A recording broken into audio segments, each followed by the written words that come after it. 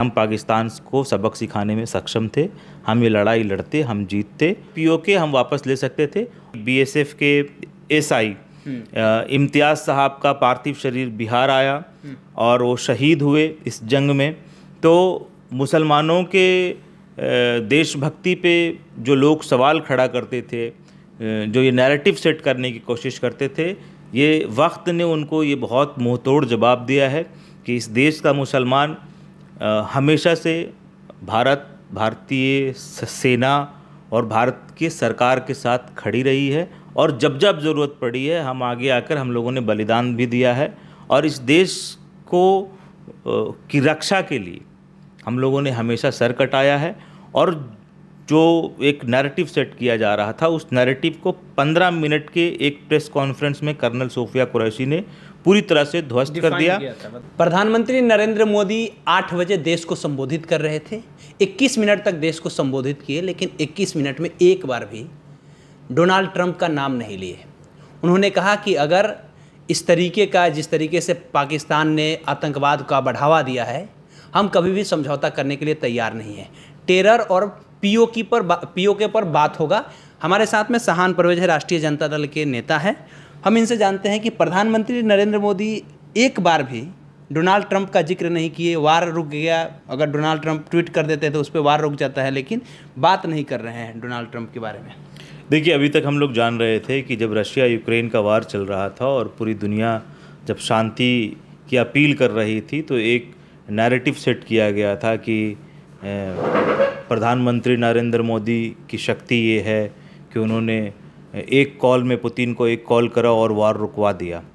वो अब जब हिंदुस्तान वॉर में गई पाकिस्तान के साथ, तो सीज़ फायर करना, पहला तो सीज़ फायर करना समाधान नहीं था।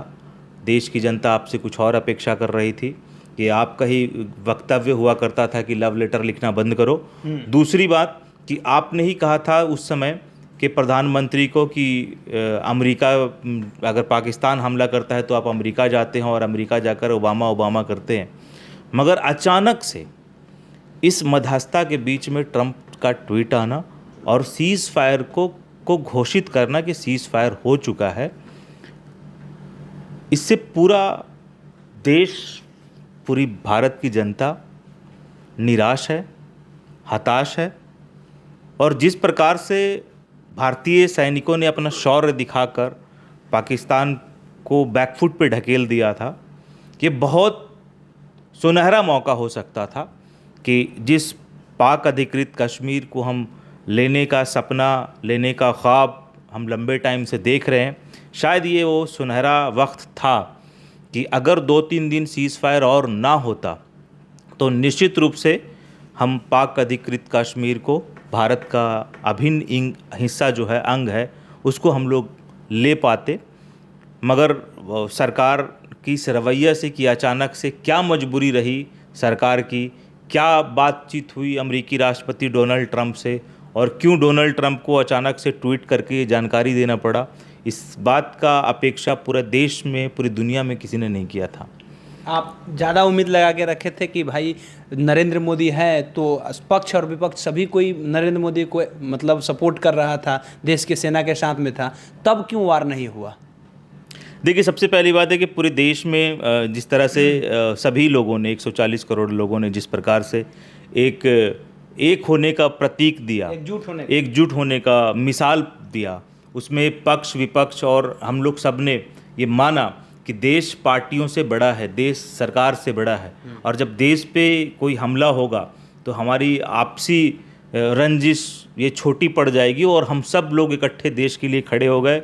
इस देश में एक एक वर्ग, एक एक समाज और एक एक उम्र के लोग, महिला पुरुष, सब लोग मजबूती से इस देश के अपने नेता, अपनी सरकार के साथ खड़े थे। और उसके बावजूद भी ये जो आश्चर्यजनक एक फैसला आया, उससे कहीं ना कहीं पूरे देश को निराशा हुई। और ये यही लोग थे जो, मुझे एक बात का याद है कि गृह मंत्री अमित शाह जी एक दिन सदन में कह रहे थे कि पिछला जो वार हुआ था कांग्रेस की सरकार के टाइम में, 3 दिन अगर और सीज़ फायर नहीं होता तो हम लोग पीओके ले सकते थे। मगर आज वो समय था कि नहीं था, वो तो उस पर बड़ी लंबी चर्चा हो सकती है। आज इस बात का 100% गारंटी था कि 3 दिन अगर और सीज़ फायर नहीं होता तो डेफिनेटली पाक अधिकृत कश्मीर हमारे भारत का अभिन्न हिस्सा बन चुका होता। और दूसरी बात कि हम लोग 2014 के बाद इस देश को एक ऐसे प्रधानमंत्री के भाषण और आश्वासन ने हम लोगों को मिला था जो कहते थे कि लव लेटर लिखना बंद करो, डायलॉग्स बंद करो, और उसके बाद एक सिर के बदले 10 सिर लेके आने की बात करेंगे, और भारत में घुसकर भारतीय नागरिकों को मारना। और उसके बाद हमने जो करा वो निश्चित रूप से काबिल तारीफ़ है।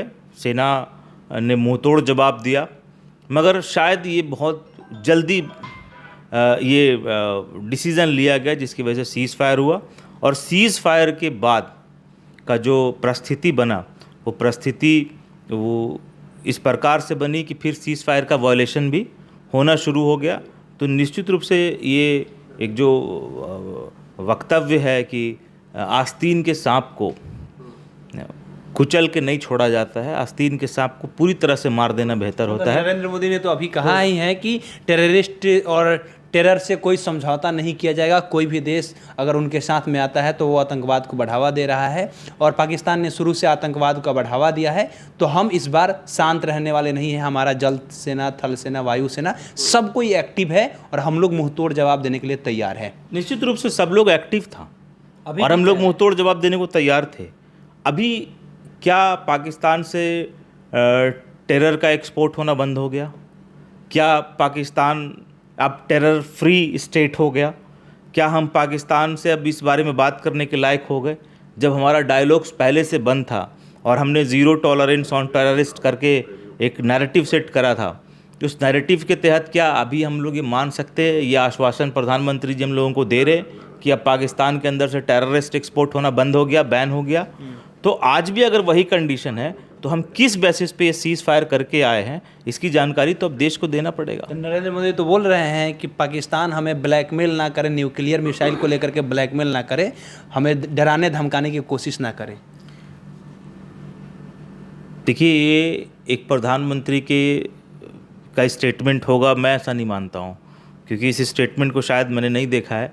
और मैं नहीं मानता हूँ कि ये कोई भारत का प्रधानमंत्री इस प्रकार से बात करेगा कि जिसको एक डर महसूस होगा पाकिस्तान जैसे तुच्छ देश से। अगर कोई भारत का प्रधानमंत्री उसके बारे में इस तरह की बात करेगा तो मैं नहीं मानता हूँ।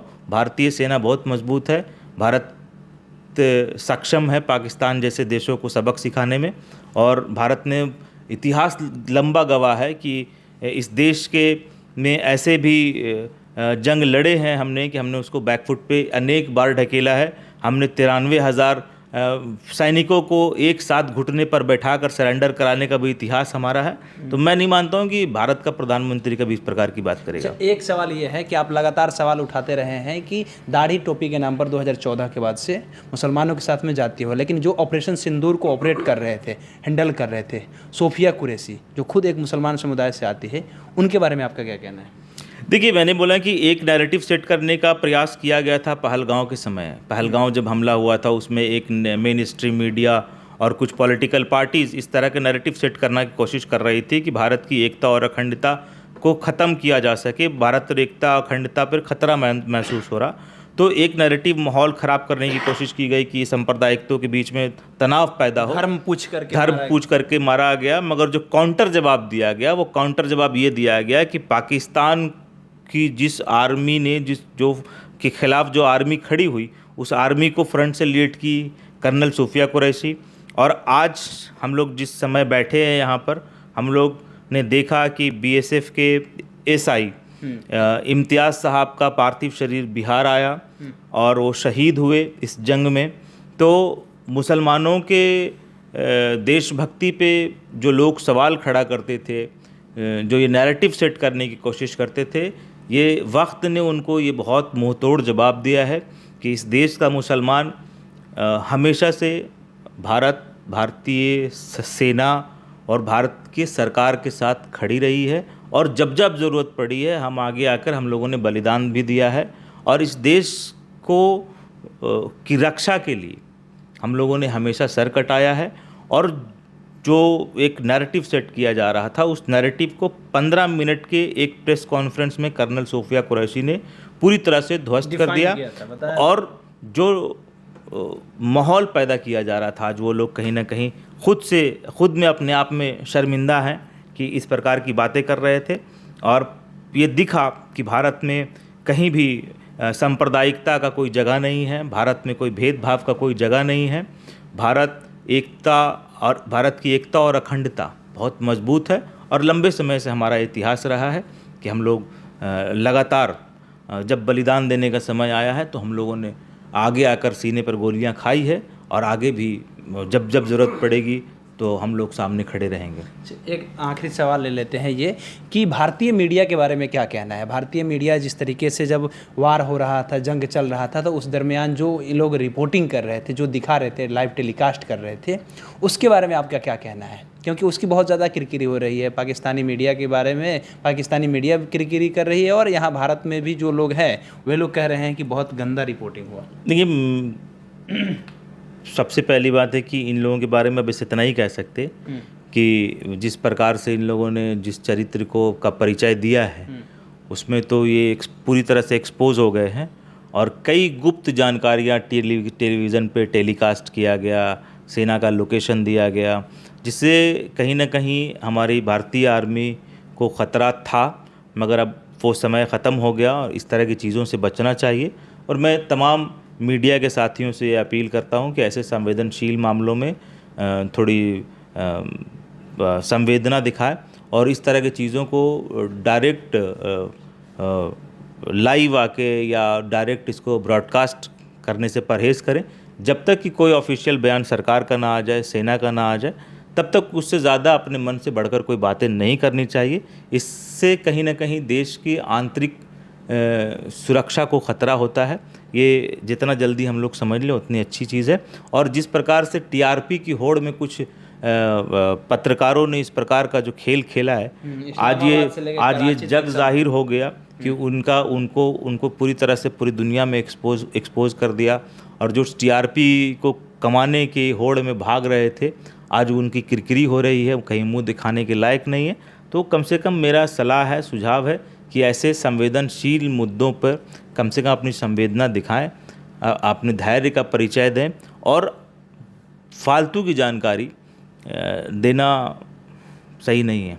ऑपरेशन सिंदूर को, ये लास्ट सवाल है मेरा, ऑपरेशन सिंदूर को लेकर के 2025 में जो बिहार में विधानसभा का चुनाव होगा, इसको लेकर के हो सकता है कि भारतीय जनता पार्टी भुनाने की कोशिश करे बिहार के जनता के बीच में। नरेंद्र मोदी भी आएंगे या भारतीय जनता पार्टी के तमाम नेता आएंगे, तो ये हो सकता है कि इसके ऊपर में बात करेंगे। तो आपको क्या लगता है, ऑपरेशन सिंदूर जो हुआ, इससे बिहार की जो जनता है वो नरेंद्र मोदी पर विश्वास करेगी, भारतीय जनता पार्टी या एनडीए के गठबंधन पर विश्वास करेगी?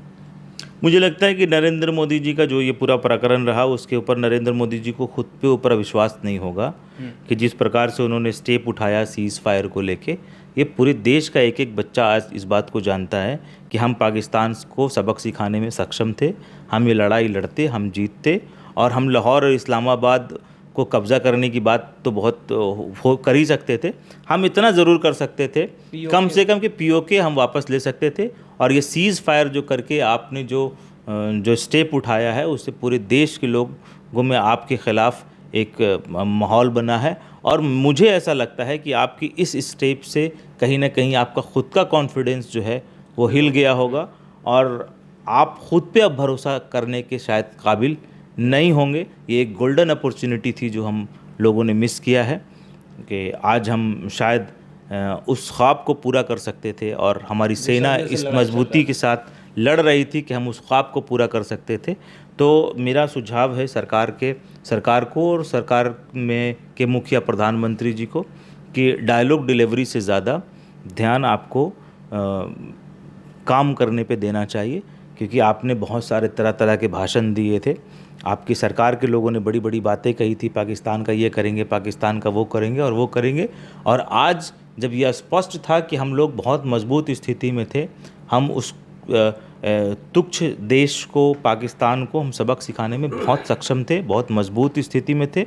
और मेरा ये मानना था और पूरा देश का ये मानना था, पूरे सभी रक्षा विशेषज्ञों का ये मानना था कि केवल 2 दिन का समय और चाहिए था, हम लोग पाकिस्तान ऑक्युपाइड कश्मीर को ले सकते थे, जिसका मलाल कहीं ना कहीं रहेगा। चलिए, तो ऑपरेशन सिंदूर को लेकर के और प्रधानमंत्री नरेंद्र मोदी ने जिस तरीके से आज 8 बजे आकर के देश को 21 मिनट तक संबोधित किया, और उसको लेकर के बड़ी तीखी सवाल है हमारी ये रही सहान परवेज से कि नरेंद्र मोदी ने डोनाल्ड ट्रंप का नाम क्यों नहीं लिया। इसके साथ साथ ये भी बातें हुआ कि 2025 में जो बिहार में विधानसभा का चुनाव होगा तो उसमें ऑपरेशन सिंदूर को लेकर के क्या भारतीय जनता पार्टी या एनडीए के जो गठबंधन के लोग हैं वो जनता के बीच में जाकर के इसके नाम पर वोट मांगेंगे, तो क्या उनको इजाफा होगा वोट में या नहीं होगा। तो इस पर भी इन्होंने अपनी प्रतिक्रिया दी है कि ये बहुत बड़ी चूक हुई है नरेंद्र मोदी से, और शायद उनको भी लग रहा होगा कि हमने बहुत बड़ी गलती कर दी। इस तरीके से जब हम इतने सक्षम थे, जब हम इतने एबल थे कि पाकिस्तान से लड़ सकते थे, तो अगर लड़ते तो कहीं ना कहीं जो पीओके का ज़मीन है